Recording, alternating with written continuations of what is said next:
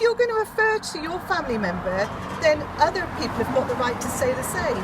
And your family member disputes what you say.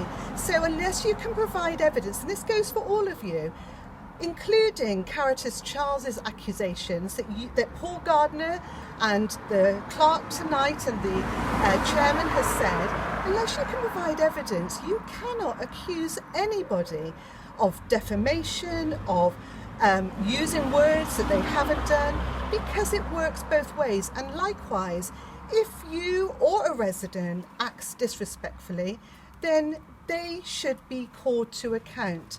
But it applies to you as well.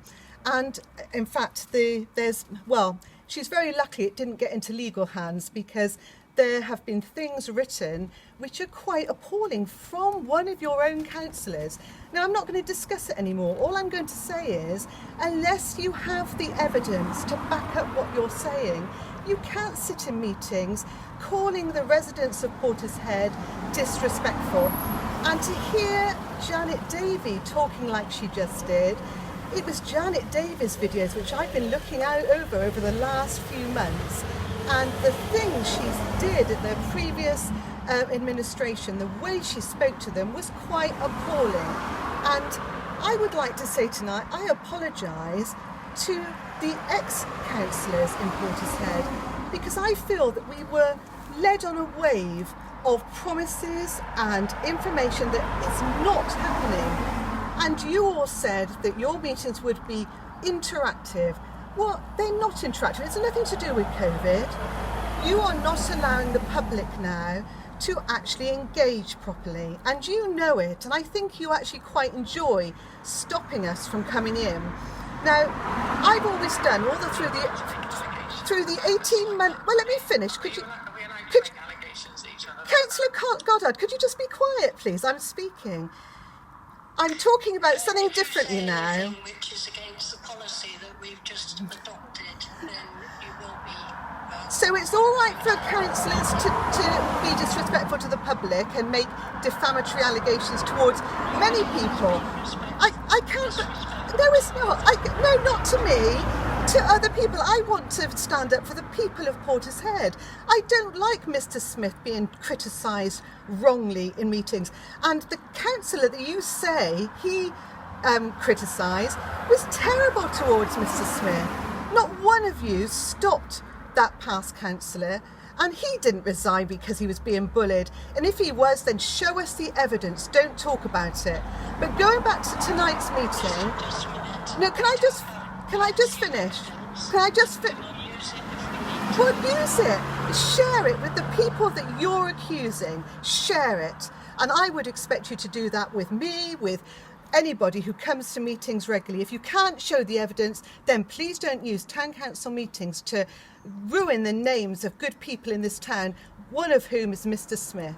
So going back to COVID, through the whole of the COVID debate, I have done exactly what the government said.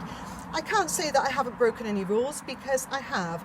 My elderly aunt, who's 90, didn't want to stay at home for the lockdowns, and she didn't, because it kept her going, it kept her alive, it kept her fit and able.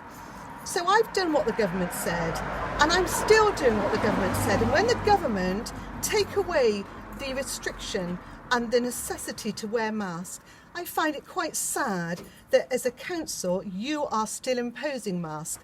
I understand that some people feel vulnerable, but this country and our town is never going to get back to normal while you're doing this. And can I just say, Councillor Sterndale, you walked across the hall without your mask on. So it can't be one rule for the public and another rule for yourselves. So that's all I've got to say. Prove your allegations, or don't say them at all, and rethink your mask restrictions, please. I wanted to say at this meeting, which I can carry on and say now, is I'd like to say a word of thanks. And so I've said the apology to the ex-councillors. I feel that they were treated badly, actually. I feel that we were swept along on this wave of promises. And I feel, looking back at some of the videos, which I have had time to do over the last few months, I feel as if the prospective councillors before 2019 were actually bullying the last councillors, and there is evidence of that. and I can actually name them, but I'm not going to because that will be against your policy. So that's the apology. I'd like to apologise to ex-town councillors. There's a couple of exclusions, but I won't go into them.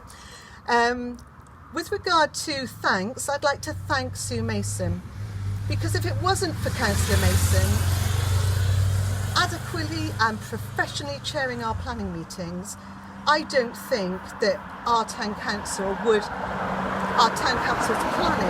would be as effective as it is. She keeps a good order at a meeting. She is occasionally interrupted by other councillors who seem to think they know better, but they don't. Her experience is well known, and I would like to thank her. I'd also like to thank the council staff, because contrary to what Mrs Davies said at a previous meeting, again having a go at the residents, I actually thank the staff quite a lot.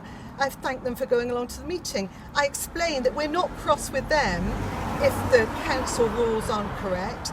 It's because we're unhappy that the council now criticised the last administration, yet they're now doing probably worse than the last administration was. So that takes me on to the committee members. What you cannot do at the discretion is allow non-committee councillors to vote on things if it's not in your standing orders. So, Councillor Sterndale, if you think it's okay for a non-committee councillor to vote one week and not the next, that is totally inconsistent and inappropriate, and it's appalling. And so I'm not having a go at the new clerk now. I think she's come into quite a mess, as it seems. I think she said to me in the last email that it's going to take a couple of weeks to actually get really on her feet and sorting things out. Now, you all had a go at the last administration. Now, we had a lot of good councillors before. We did have some bad, but I'm sorry, at the moment I can only name a minority of good, and that is not good for Portishead. You might not like it when we hold you to account. You might not like it when we put videos on social media, but that is the way of the world. And if there's anything that you ever see that is factually incorrect, then please do let me know, or anybody else who puts videos on, let us know.